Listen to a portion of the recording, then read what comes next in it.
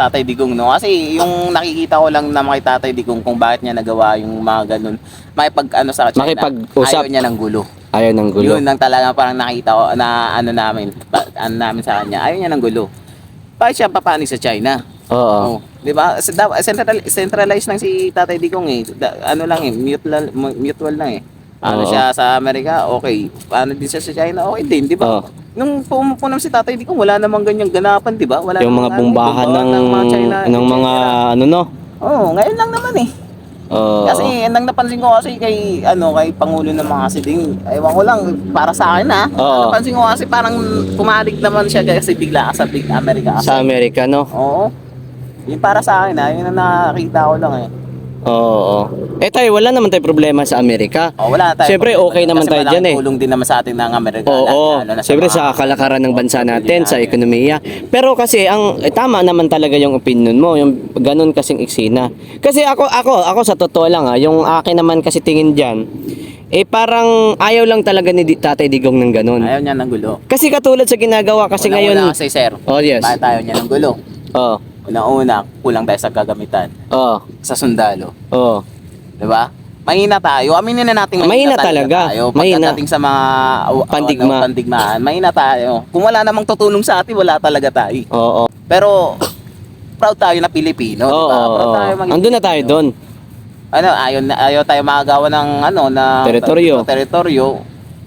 Pwede naman natin ipaglaban kaso nga lang in the good way dapat Oo. siguro ginawa naman ng presidente yun kaso nga lang nakikita siguro ng China na mas siya sa dikit siya sa Sa Amerika. Mm. Si Tatay Digong kasi yung panahon na yun parang naging neutral lang siya, no? Oo, ito lang siya.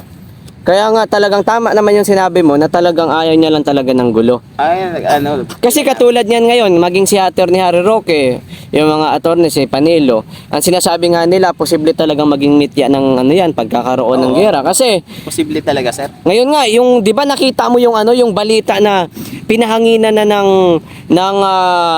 pinahanginan na ng helicopter ng Oo, China nakita ang ko ating mga kababayan doon sa nag-inspect lang doon sa BIFAR. Grabe yun, talagang na yun, talagang mitya na talaga ng yan eh. Although parang nandun na tayo sa part na nasadya na yan, talagang. Belt na nga sa talaga yun eh. Siyempre, ayaw din natin ng ganon. Yung huling resupply boat natin. Oo, pati yun, sinira din nila. Sira yung Hindi na rin basta-basta no, ang mga ginagawa ng China. Dahil nga yan, siyempre, sa tama yung sabi mo kanina, sa parang bigla niyang pagpanig sa Amerika, si Duterte noon kasi, di ba, nag-uusap pa ang president ng China at saka si Duterte. Hindi ako din, sa opinion ko, hindi naman talaga siya sabi na maka-China. Tama yun. Ano lang siya, tinitignan niya lang yung magiging resulta kasi. Advance mag-isip si Tatay Digong eh. Oo. Mas iniisip niya yung kalagayan ng nakakarami. Oo. Yun ang maganda. Tama yun. Yun ang magandang magandang sagot, sir. Ako sa opinion mo, sir, payag ako doon. Maganda talaga yun. Ano yung observation mo ngayon sa ating bansang Pilipinas? O naging satisfied ka ba sa pamumuno ni Marcos or ano yung na-experiencehan mo ngayon na nandito ka na sa Pilipinas? To be honest, sir, nalulungkot ako eh. At the same time, disappointed. Kasi iba yung expectation namin dati kasi. Ngayon yung dati, iba yung expectation namin dati. Ngayon kasi, ewan ko ba? Hindi ko nakikita yung yung pinangako ng Pangulo ngayon. Ibang-iba sa mga sinabi niya sa nangyayari ngayon sa bansa natin. Kaya nga, disappointed. Lalo na kami mga OFW, sa side ko lang disappointed ako bilang OFW kasi akala ko pag uwi ko dito, malaking pagbabago na eh. Ayun. Bali parang karamihan pala sa OFW noon, sa palagay mo, talagang Marcos talaga. Binoto si Marcos. Oo naman, boto ka talaga kami dun.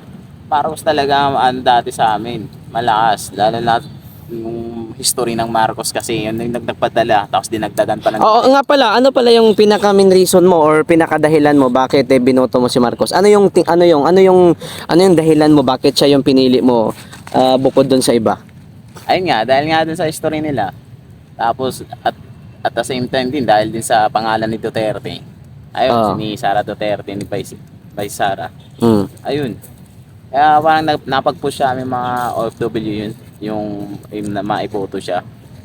Kasi malakas sa amin kasi dati talaga. Pero kung dati tumakbo ng presidente si Sara, ewan ko lang kung manalo si Marcos Oh, pero sa palagay mo pala ano talaga medyo kumbaga malabo manalo kung nagkataon siguro tumakbo si Sara. Oo, halos lahat ng kasama ko sa bahay, puro Duterte. Kasi po, Nga pala, nung panahon pala ni former President Duterte, nung panahon niya di ba, nung nandun ka sa, di ba panahon nun, nandun ka na sa ibang bansa nun, di ba? Nasa Saudi ka na. So, ano yung tingin mo sa pamumuno ni former President Rodrigo Duterte? Compare at this time sa pamumuno ni President Bongbong. Ibang-iba. Na-observe siya namin na dati kasi. Ibang-iba talaga, sobra. Yung panahon kasi ni Duterte, hindi pa ako nakapag-abroad nun. Andito ako. Kaya kitang-kita ko yung pagbabago nun. Andito ka pa nun sa Pinas? Andito pa ako nun sa na yun. Nung time ni Pangulong Duterte. Kita-kita ko pagbabago nun. Ito, kita-kita ko paano to ginawa nung time na yun.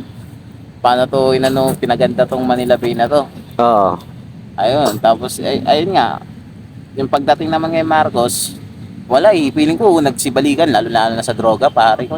Nako. Lalo sa droga, sir. Nagsibalikan lahat. Dati yung sa namin sa Maricaban, sa malapit Maricaban kayo dati. Pasay. Anong mo diyan Duterte dati? pa yun that time. Putik ka, wala ka talaga makikitang diyan. Tawag dito. Yung magkakalat-kalat ng mga yung shabu, ganun, droga. Mga nag-aabutan. Ngayon, nagsibalikan na naman. Ewan ko ba? Nagsibalikan, lalo sa harapan, mag-aabutan ng mga grabe no. Nga pala sa di ba nung panahon ni sa mga presyo ng bilihin, ano yung komento mo ngayon sa mga sa mga eksinang ganon sa bansa natin? Kasi marami na rin kaming na-interview. Ano yung sa palagay mo sa mga eksina sa mga bilihin ngayon? Ano yung tingin mo? Naging okay ba? Anong mo? Yung sa mga bilihin ngayon, napansin ko, parang mas lalong nagmahal. Nagmahal siya, to be honest, nagmahal talaga siya. Sabihin na natin may inflation pero parang lalong lumala kasi yung ngayon na bilihin. Parang ang layo ng Ang layo ng niya, tapos yung inaasahan na 20 pesos yung bigas, hindi naman namin inaasahan talaga bumaba yung ganun. Ang akin lang yung parang mabawasan ng kaunti yung Yun naman pala Yun lang talaga yung namin, habol namin doon. Hindi na kami maasa sa 20 kasi alam naman namin na every parang malabo no. Parang malabong mangyari ang 20. Yun ang hindi nila naintindihan ng mga kababayan natin. Bakit daw sinisingil ang 20 pesos? Maging ako din naman, sabi ko nga dati, hindi rin naman ako umaasa diyan. Ang atin lang sana na kahit bumaba ng konti, tumaas lalo, no? Ganun pala din ang mo. Yan ang namin dati talaga. Akala ko nga pag-uwi ko ng Pinas, tanda mo talaga pagbabago. Actually, may nabago naman pero hindi siya ganun sa sa expectation namin. Oo. Ngayon, 'di ba, kumbaga nagkaroon na ng hiwalayan ang kampo ng mga Marcos at saka ng mga Duterte. So, kung ikaw ngayon sa panahon ngayon, saan ka pumapanig? Sa kampo ng mga Duterte o sa kampo ng mga Marcos? Duterte kasi talaga kami, sir. Pro Duterte kami. Kung hindi lang talaga naging tandem si Marcos sa si Duterte, that time Duterte talaga kami, buboto namin Duterte. Duterte talaga. Talaga yung Ngayon pala, kung tanong ko lang, ngayong parating ang election 2028, which is matagal pa naman, pero kung sakasakaling tumakbo si Vice President Sara Duterte, iboboto nyo ho? Naman. Number 1 yun, yung kung sakali. Oo naman. Dati nga pinupush naman talaga namin na tumakbo si Vice Sara na presidente dati, kaso nga lang ang gusto pa ng iba kasi 'di ba, itandem muna silang dalawa. Kasi baka daw hindi pa time ni Vice Sara, pero tututusin lang ba may posibilidad din naman siguro manalo siya that time. Kung sakasakaling hindi siya nagano. Kung tumakbo man si Vice Sara ngayon. Ito pa sir ngayon ngayong parating ang eleksyong 2025 sa senador. Kung sakasakaling si former President Rodrigo Duterte tumakbo bilang senador, palagay mo karapat nun? Ha? Ang sarap nun. Sarap pakinggan nun. Kung tumakbo nga si Tatay Digong sa senador? Oo, sarap. Payag ka pa din? Oo naman. Bakit hindi? Siya nga naging ng pagbabago nung mga araw Lumipas na taon bago umupo ang Pangulo natin ngayon Iboboto nyo pa din si Duterte kapag tumakbo ng ito pa. Kahit sino mang ano ni Pangulong Duterte yung parang i-endorse niya sa mga na ano kailangan iboto. Iboboto namin kasi siya ang nakakaalam kasi kung ano yung mga ugali na ano na. Yan ang ano namin.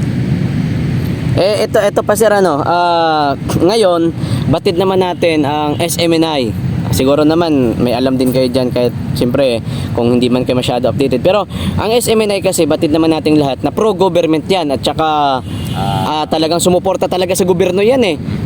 Tapos against yan sa CCP and PNDF. Ngayon, yun pa yung pinasarado nila. Palagay mo, ano yung komento mo sa ngayon sa mga ganon? Napaka Yung mga ganyang feeling ko sa akin lang kasi di kasi ako masyado updated din sa mga balita. Yung balita na ngayon, oo. Pero kung yung time na ay yung pinapasarado, oo. Pinapasara ng pero dapat hindi. Dapat hindi, no? Oo, kasi nakakatulong naman siya eh. Bilang sa pag-uulat ng mga balita na galing di ba? Nakakatulong naman siya eh. Oo. Siguro tapos pasok kami siguro sa standard din ng Oo. nakakabayad din naman siya ng mga Ito, to eh. Taga dito din. Tiyo. Idol fans ko yan.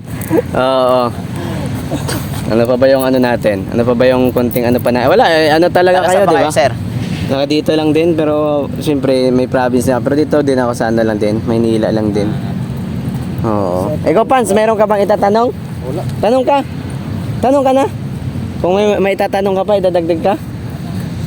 Nasunod mo na. Sa sir, sa mga project ng panahon ni former president, ano yung mga masasabi mo? Sa mga naging project niya, sa mga naging project na like example yung build, ano yung opinion mo? Magkatulad nito. Siyempre, sobrang doon, nakaka-proud. Oo. Nakaka-proud siyempre. Sino ba namang hindi magiging proud, di ba? Pilipino ka, tapos ang mga project nakikita mo. Yung pera ng taong bayan nakikita nyo, di ba? Hindi magiging proud niyan pa. Nakaka-proud siyempre. Kaya nga yun ang gustong-gusto ko talaga makita sana sa natin, sa gobyerno natin ngayon. Sa nakaupo sa atin ngayon, pangulo natin ngayon. Sana makita din natin yung ng nila, di ba? Oo. Kasi yung parang puro si Pangulo ngayon, Puro alis. Puro biyahe. Puro biyahe. Puro Yan na biyahe. nga eh. So, ginagawa niya ngayon dahil nga para sa atin, para makapagtrabaho sa ibang bansa. Pero parang wala naman nangyayari. Wala eh. Tignan mo ngayon, pagka-uwi ko, wala naman eh. Wala naman nakita, no? Parang wala eh. Natatagalan, ngayon, ganun pa rin, matagal pa rin yung proseso sa pag-ano mo ng abroad. Waiting ka pa rin ng waiting, ilang taon na din. Oo. Nga pala, syempre, eto, last question ko na to sa'yo. Ngayon, although maging tayo din naman, tayo mga sumusuporta, maging ako, sumusuporta ako sa Duterte. Pero maging ako, hindi rin ako pabor sa nagiging aksyon ng China sa West Philippines. Sino ba naman yung may gusto niyan? Pilipino ka. Tapos ginaganyan yung bansa natin. Diba? Kahit ako din naman, hindi ako pabor dyan. Pero, ganito. Sinasabi kasi ng mga dilawan at saka ng mga mga sumusuporta kay Marcos na dahilan daw yan. Yung iba sinisisi si Duterte, yung iba naman yun nga dahil